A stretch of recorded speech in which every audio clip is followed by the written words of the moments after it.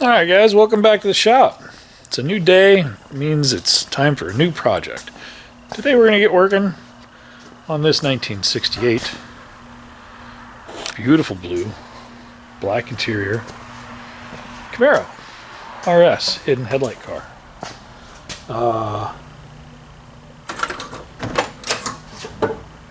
It's actually a super sweet car. We've got this one in here. Customer has had this in various different setups in the time I've been involved with this car, and there's a couple videos we've actually done. We did electric headlight door upgrades, and we did some chassis work to this thing a couple years ago.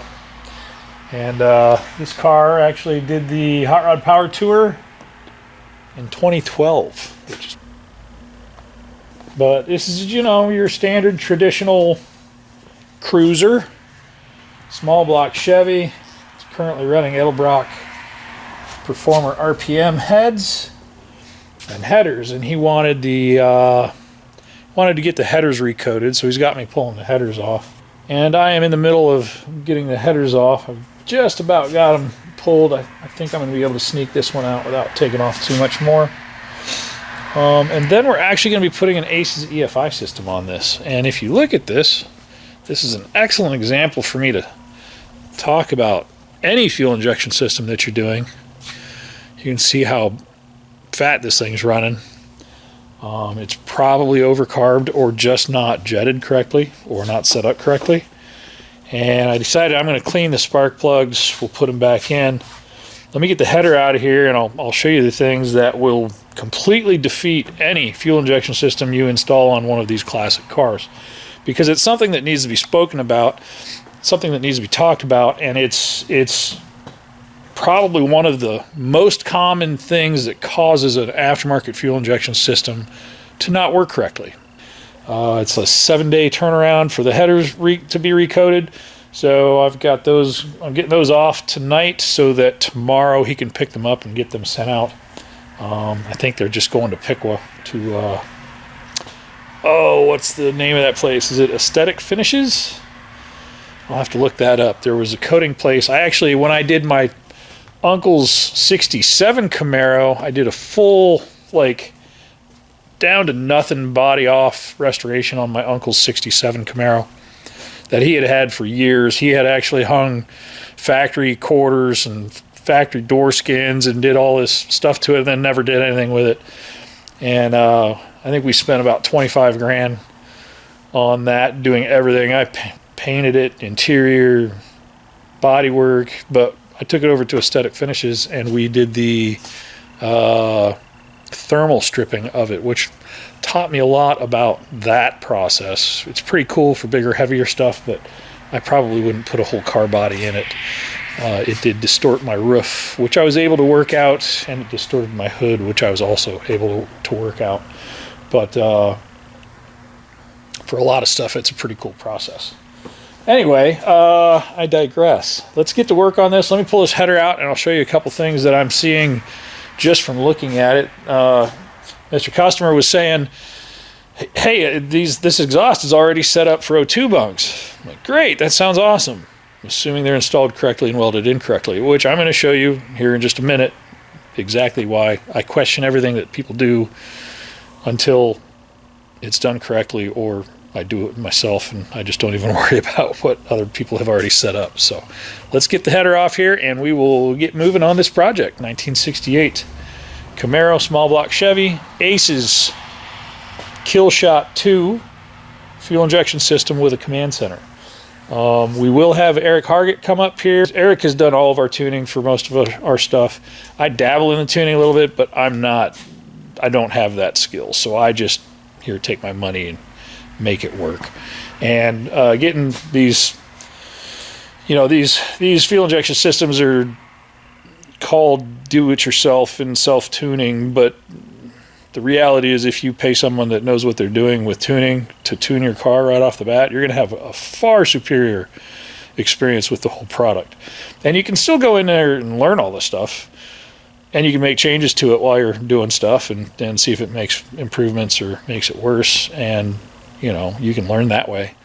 But having Eric come up here and do my tunes is the way I go with them, and I just let everybody know that they're going to be paying for a tune because that's the best way to get it going and get it going reliably.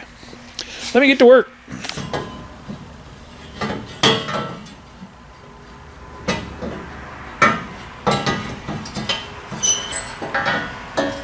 Oh, it's a boy.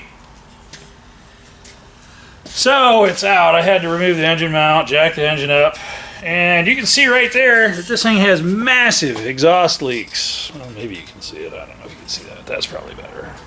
So, exhaust leak, exhaust leak, exhaust leak, exhaust leak, exhaust leak, exhaust leak. Probably an exhaust leak. So when you're changing a car over to fuel injection, you cannot have any exhaust leaks. Also your O2 sensors, your O2 sensor bungs, you can see, maybe you can see it, exhaust leak right by your O2 sensor. So right here we have an exhaust leak right by our O2 sensor, which will cause an erroneous lean, which makes the system overfuel because it thinks there's not enough fuel in the exhaust stream, so it wants to enrich in the circuit. So you end up running fat all the time. And in this case, we have multiple exhaust leaks with these headers, and we have to have those sealed up 100% for the fuel injection system, any fuel injection system. On this one, we're using an ACES Killshot 2, but a Holley Sniper, Phytech, obviously the ACES systems, they all read your fuel mixture, what's coming out of your exhaust, and if there's exhaust leaks, that exhaust is escaping, and what the O2 sensor is reading is not an accurate reading, and it ends up overfueling when there's exhaust leaks. And I see people on the forums all the time complain about their stuff running rich, and they claim they don't have exhaust leaks. This car here, looking at it under the hood, didn't look like it had any exhaust leaks either, but it clearly does. I'm going to go ahead and set this engine back down into its saddles. Not entirely sure what I'm going to do about the headers. There's a couple solutions we can do. One is you weld up. This one has these have the welded.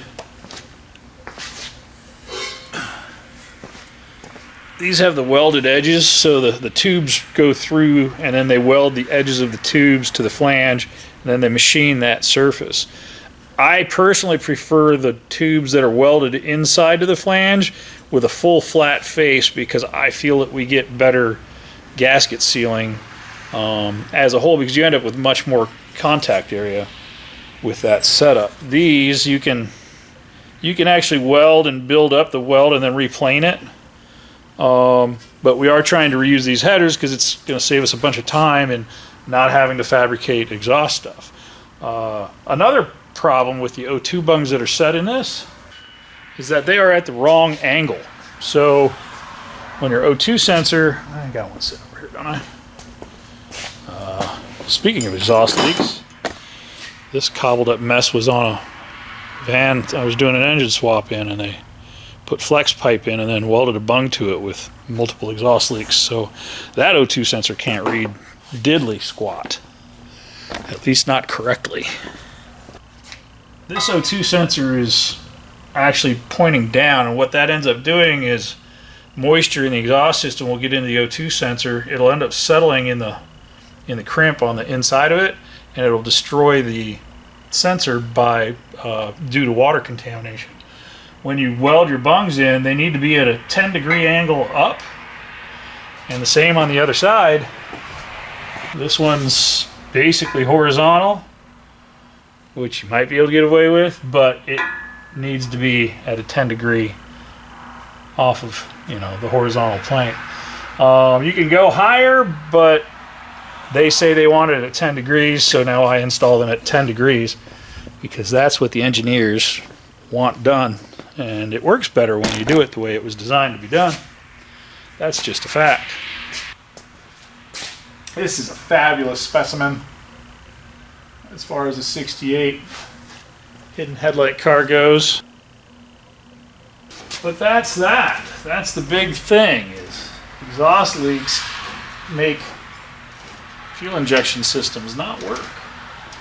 And a lot of people are missing it. I swear I don't have any exhaust leaks. I checked. Yeah, but did you take it back apart and look for exhaust traces? Well, no. I'll do that. I didn't want to take apart the Barracuda when I had a head gasket prematurely fail. But I took it apart and I actually ended up finding a couple exhaust leaks. I was like, oh, well, I got to get those sealed up better. And that thing's been running around all over the place. ACES fuel injection. So we have our PDM, which is our power distribution module. Keeps everything neat and tidy.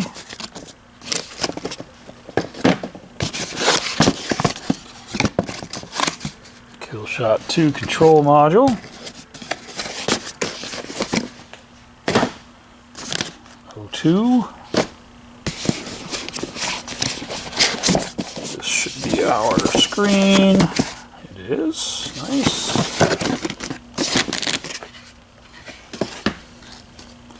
Command Center 2.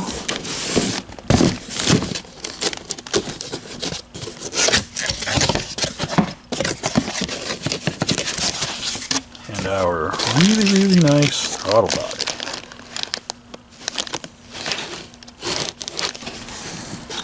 Progressive opening.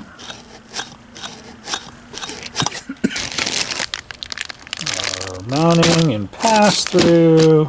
Our fan cable. Windshield mount. Coolant temp sensor. Fuel line kit.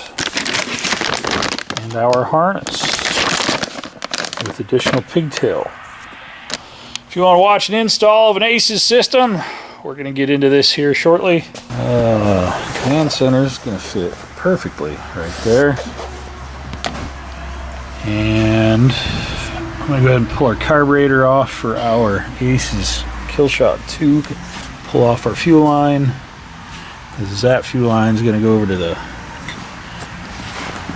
command center. And the command center is going to feed the carb out of the carb to a pressure regulator back into the command center, and the command center is going to send a line back to the tank.